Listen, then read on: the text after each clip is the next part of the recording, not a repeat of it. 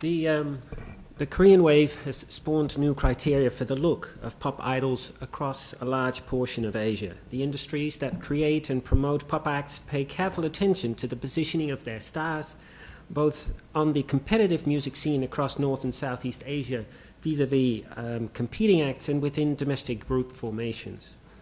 In order to maximize the commercial potential of their acts, Korean media entertainment industries have created a large number of boy bands and girl groups that offer soft candy for the eyes and ears and cater to a small number of dissimilar sets of ideals, much like similar acts in the West.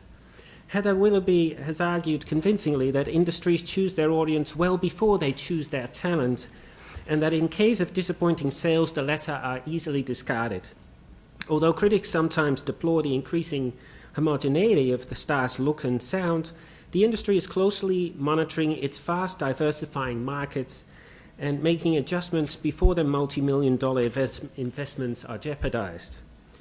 Equally, Simon Frith has argued that music is worn as a badge that informs others of the wearer's values and opinions, and that this leads to the formation of subcultures. In Korea, however, I wonder how much of a subculture some of the leading styles are.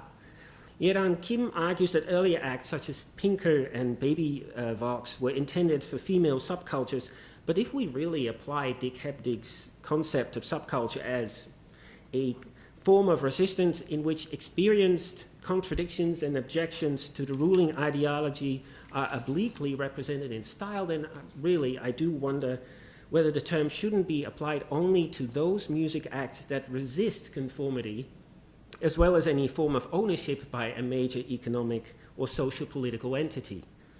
Not, in other words, for any mainstream music act that, together with its fan base, represents a non-conformist style only.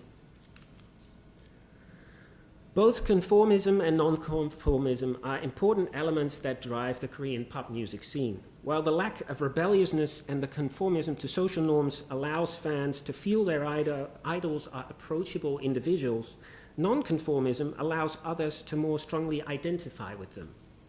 Entertainment management companies therefore have to position their acts carefully in order to avoid the image of complacency and mimicry on the one hand, and too much rebellion on the other.